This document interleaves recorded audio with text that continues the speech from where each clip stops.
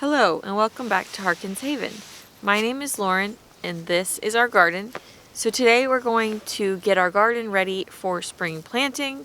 It's about time to start putting some of our early spring crops in the ground, and so we need to create garden beds and rows and just make this ready to go. So that's what we're going to work on today. It's a fairly nice day, probably about to ditch the jacket, and I've got some of my shovels and hose and stakes and stuff over here, and we're going to get ready and go into the garden. So this is our garden plan. It's very high tech. We're going to do 8 50-foot long beds. I don't know if I'll get them all planted this year, but we wanted to plant a garden that was ready for expansion. They're going to be 30 inches wide with an 18-inch pathway, or a 12-inch pathway. Yeah, they're 12-inch pathways. This is a standard market garden size, so I've been told. So when we get to the point where we do a lot of row covers or such like that, it'll all fit well. If we don't like it, we'll change it next year. So we're just gonna start here.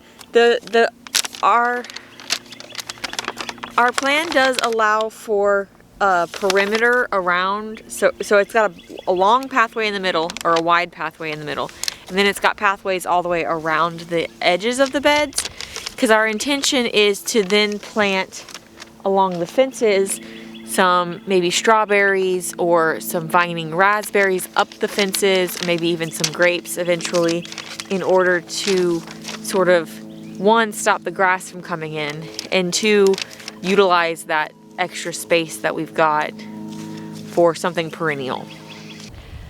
I know that we've set ourselves up for a lot of work for this garden for this year in the setup process. However, our thought is that over the course of the long haul, over the next several years, that the work we're doing now will help make all those years easier. That's why we've chosen the size of a garden that we've chosen, and that's why we've chosen the rows and such. It's in an effort to start how we mean to go on, so to speak. So I'm not sure we'll plant this whole garden. We might or we might not. I haven't got 100% of a garden plan for the whole thing yet, so we'll see. We do have some bigger space takers, like some potatoes and onions and stuff that will go in here, but I don't know. This is my first in-ground garden. However, our thought is that this should be enough space based on our research that over the next few years it will start to become the garden that we need it to be to provide everything for our family. As we get to be better gardeners, we can maybe put things a little closer together.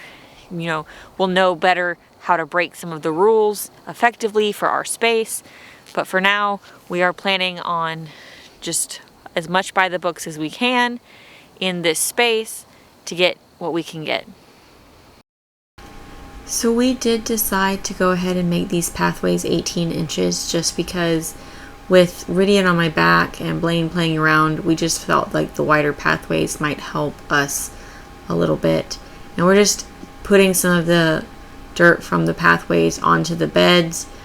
Because we put the wood chips on this last year and let them go, there are a lot of wood chips still mixed in with our soil. So I have read some people say that's going to be a problem because of nitrogen tying, but there was no way to get the wood chips back out, so we're just going to go with it for now. And if it's a big deal, then we'll know for next year to leave the mulch better off, or better on top and not as much inside. But we're just going to go with it and see what kind of beds we can make. And I won't make you watch us do this entire garden, but here's a little bit of how we did the beds.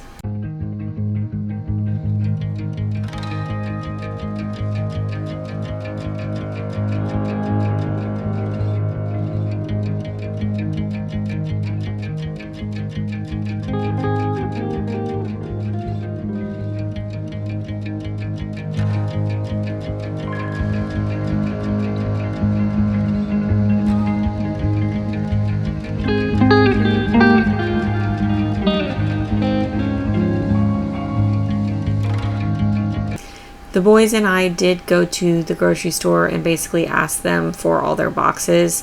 Our grocery store unpacks a lot of their stuffs on Friday or Saturday mornings, and so we just went over there early, and they have whole shopping carts full of cardboard boxes as they empty them. And one of the employees just let me switch shopping carts with him and take all of his cardboard boxes. He thought it was hilarious, so it was great. And now we're just detaping them and taking all the labels off and such that we don't want in our garden. And can I, just for the record, say how completely adorable it is that my boys are wearing matching Carhartt overalls.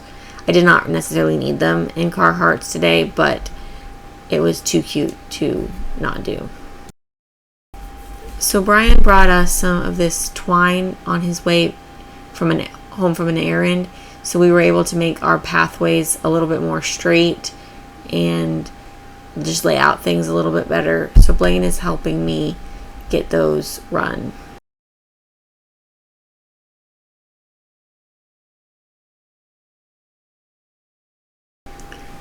I will say that Brian did the majority of the heavy lifting when it comes to the shoveling and the dirt moving. Without a baby on his back and with his very strong muscles, he was able to do that a lot faster than me. So he's just been out there several times just getting the garden ready to go for us. And then Blaine and I worked on getting some of the mulch in the pathways. So we're trying a method where we put the cardboard and the mulch in the pathways, and then from what we've seen, next year we can take the mulch that's in the pathways and sort of use that as the cover mulch on the beds and put more in the pathways and sort of keep a sort of a rotating system. I can link the video where we learned about this method. That's the easiest explained, but it's sort of a back to Eden-esque method. Not perfectly, but sort of.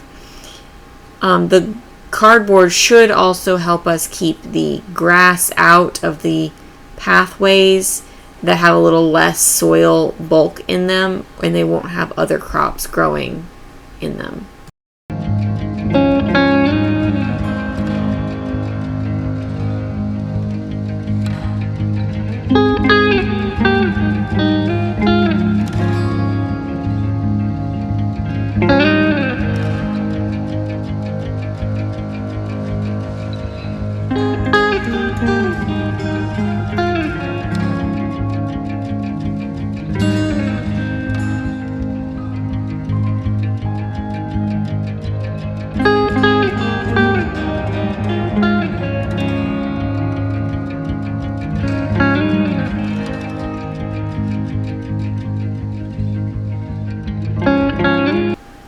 So we haven't got the whole garden ready to go yet, but we did get a couple beds. And here I'm explaining to you all about the carrots and how I'm going to plant them, but my mic wasn't working. So these are the varieties that I have, and I end up planting most of them. I will say that this did not work, and none of my carrots have germinated now about a week later. I started out pretty fussy with trying to get them spaced, and in the end ended up just sort of more broadcasting them. Next year I want to try the board method that I've seen several other gardeners use, just because I think what happened is that they dried out because it hasn't rained a whole lot. I mean, it's rained a couple times, but not a lot of heavy rain.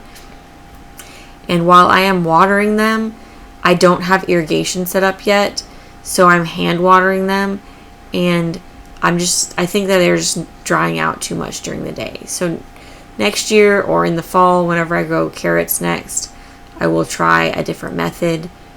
I haven't quite given up on them yet, but I just don't think it's going to go as well as I was hoping, because I have several really cool varieties and I just didn't get any germination.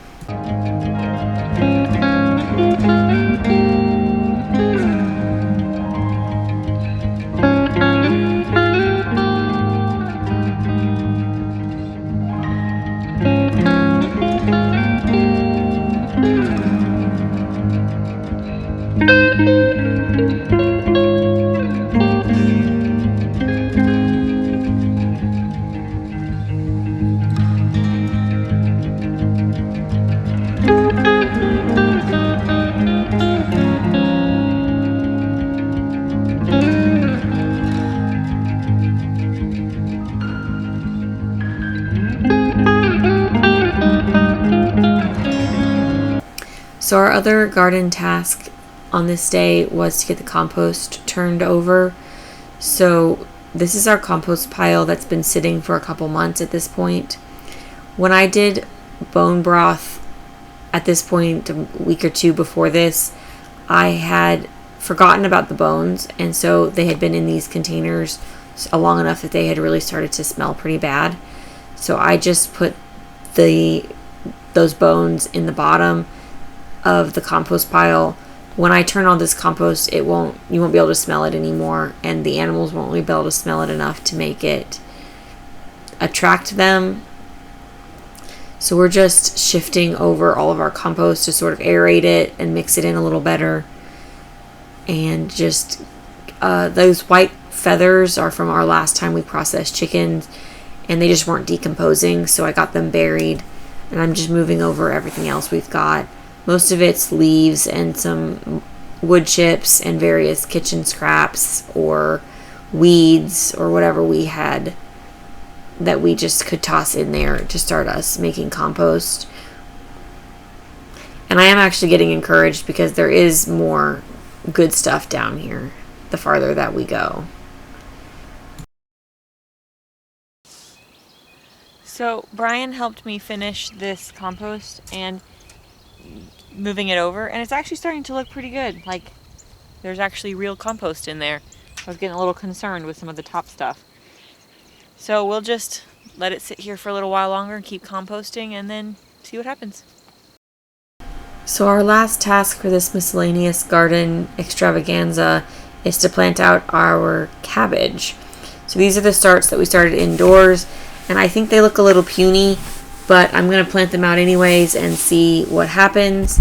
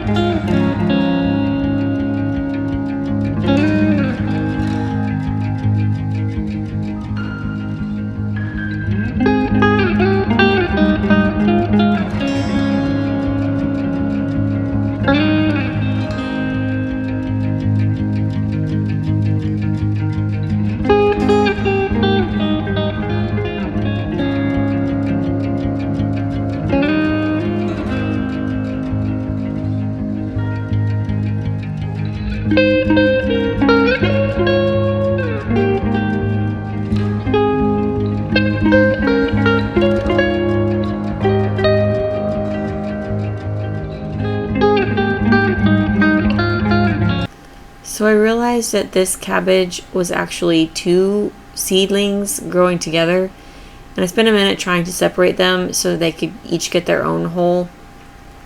But the more I got down there, the more their roots were tangled.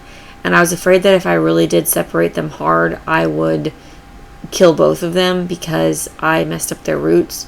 So I finally decided to just plant them together. And if they both survive, then I will cull one of them.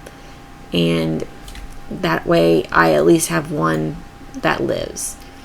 So I think that's all that we've got for today. Our garden is getting a good start, and we will be back soon to plant. I think the next thing is broccoli with some cucumbers and such that will be coming soon.